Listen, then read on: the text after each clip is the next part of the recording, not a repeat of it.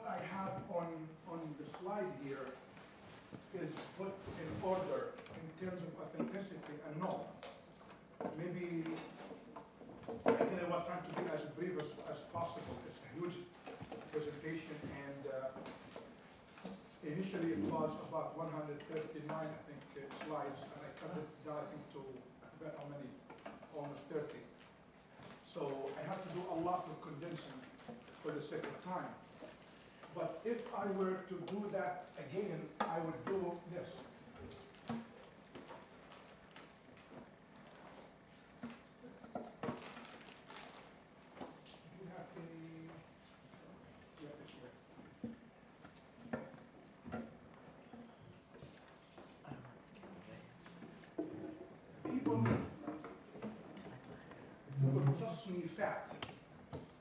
People classified hadith material on different levels.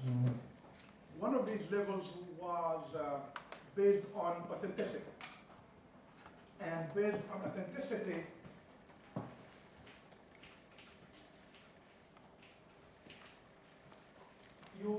number one, the most important is sahih. Then it goes down, hasan, ضعيف,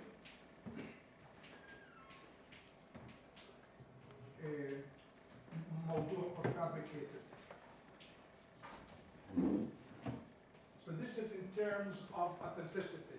The most important one would be sahih, then hasan, then ضعيف, then موضوع. Authentic, somehow authentic, weak, fabricated. The second level is based on the number of narrators. Number of, let's say, it's called rawi al-hadith, or those who narrated the hadith. And that is mutawatir, as we say there. Then gharib,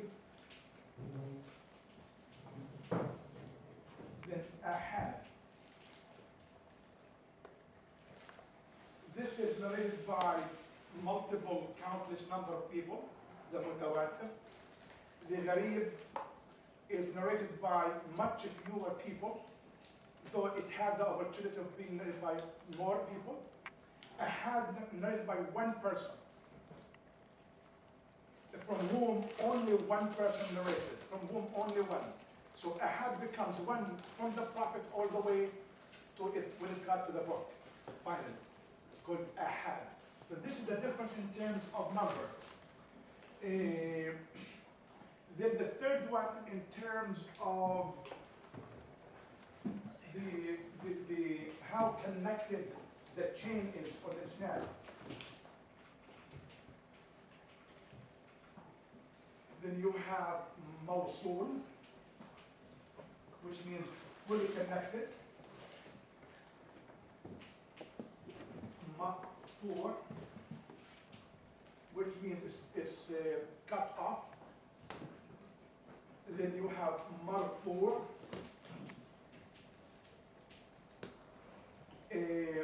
the Sahabi of which the companion is not known. So with maqtu', I made a mistake here. Maqtu' is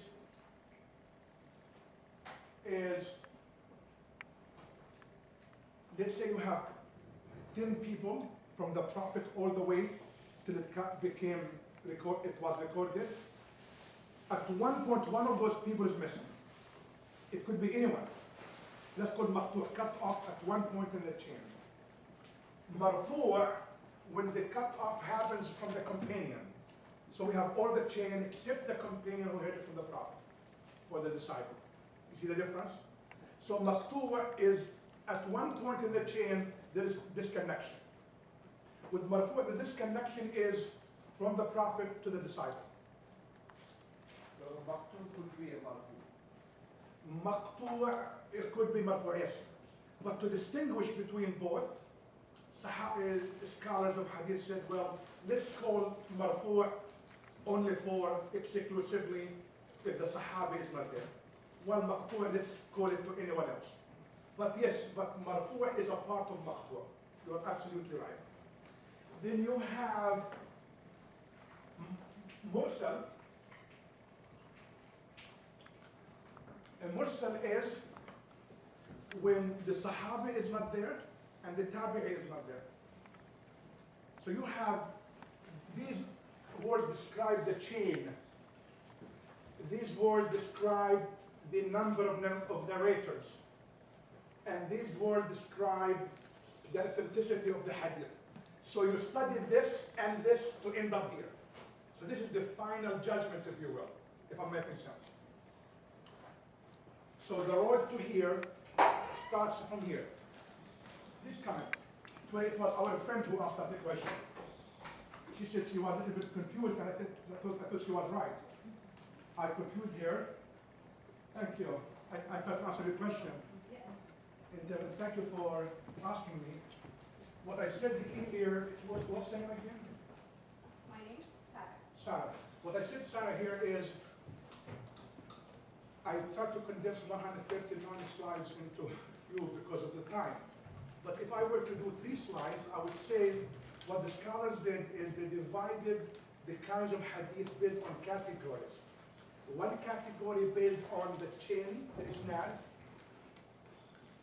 mawsul, where all the chain is there, maqtu', where one person is missing in the whole chain, we don't know exactly who, marfu', the sahabi is missing, mursal is the sahabi and the tabi'i are missing. So this is one category.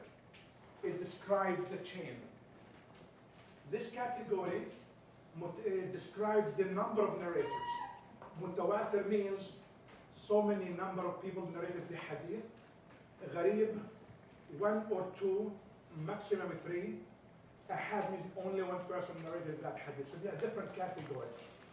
So you study this, then after that you study this, then you come back to the final judgment, this. The authenticity of the hadith is sahih, the most authentic. Less authentic is hasan.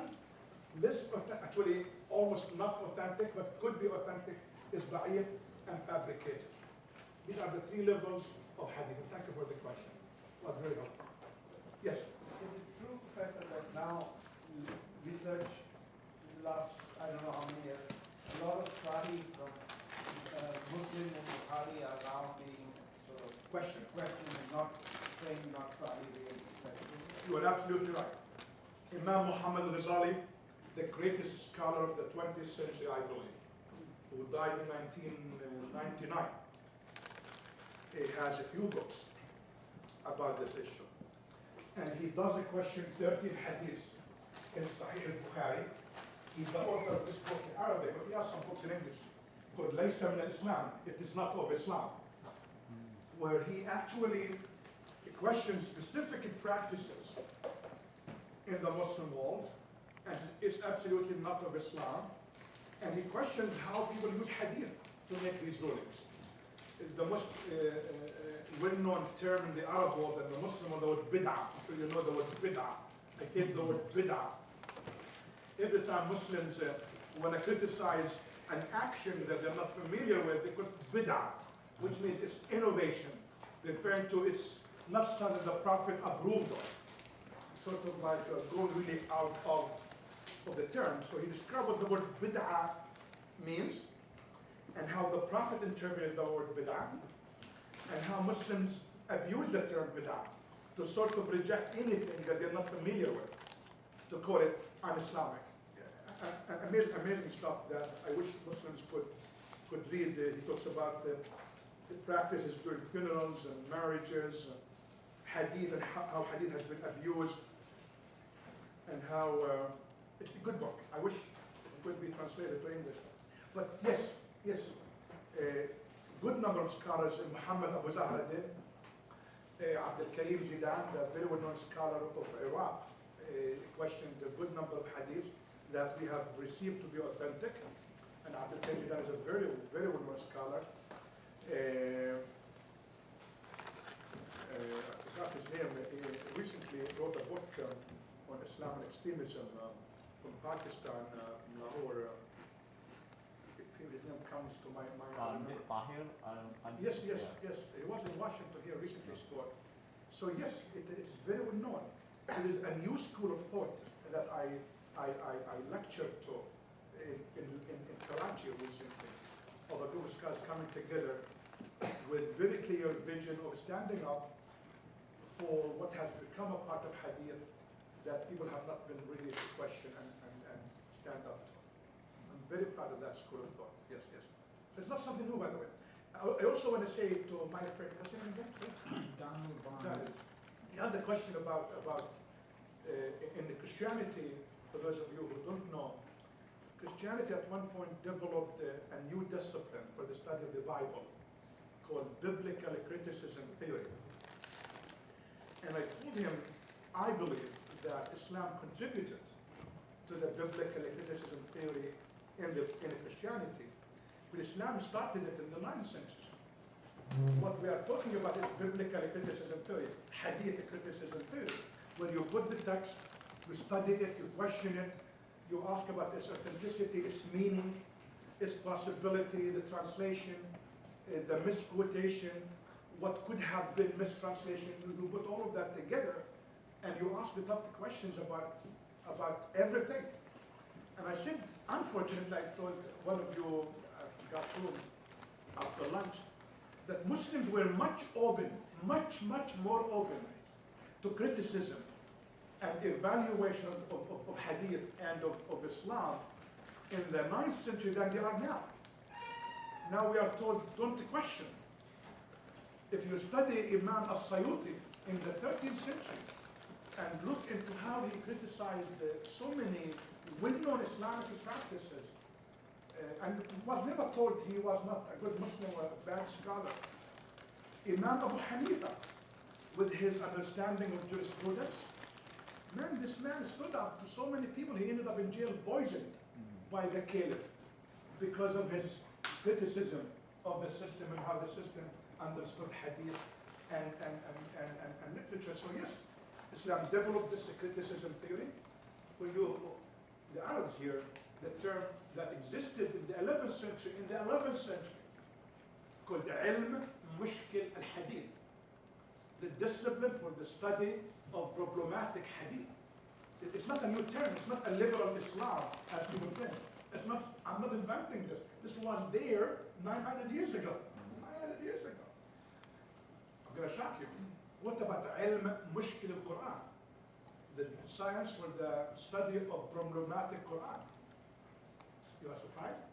There are books about this that were written by Zurqani, by Al-Burhan, very well-known books, 700 and 800 years ago, studying how there are specific verses in the Quran that you look into them and say, wait a minute, what's going on here? You have an ayah in Surah Maryam that describes Mary when she comes back home, and what does the verse say? Ya ukhta Harun, oh sister of Aaron. And those who criticize the Quran say, well, Muslims, your Quran is wrong. How can Mary have a brother called Aaron? She never had a brother called Aaron. So this is a problem within the text, or within the understanding of the text. So the scholars took all of these verses that could be misunderstood, interpreted them in a way that would make sense, to say this is not a problematic text. The problematic is within our own understanding of the text. So what is this referring to about Mary? It's a very well-known tradition in Palestine. I am a Palestinian background, I know this for sure, where people now are still referred to their forefathers. I am told I am the son of Yaqub, who used to be a very well-known scholar of Hadith in my own family. But I'm told I'm his son. I'm not his son. He's a great-great-grandfather about 400 years ago. You see where I'm coming from? So she was referred to by someone who means a lot. Aaron, a great scholar of morality and ethics. And when people wanted to question her morality, they said, how can you do that? You come from this legacy of Aaron. You see where I'm coming? It's not the problematic. The problematics are in our own minds. So the problem is not in Mary. You see where I'm coming from? There's so many of these verses. So, or the verse that talks about Musa alayhi salam, Moses, killing the Egyptian. Islam has always taught that the prophets do not commit sin, and killing and murder is a sin. So how can you solve that problem? It's a problematic verse in our understanding. So what do scholars say? The scholars say, listen. The Quran does not use the word murder. The Quran uses the word wakaza. What does wakaza mean in Arabic? Push away. So Moses pushed away the Egyptian. He did not murder the Egyptian. So I put this in a joke. I said, listen, Moses was big, with no muscles. And the Egyptian had 3 histories of heart attack, with most likely 3 bypasses.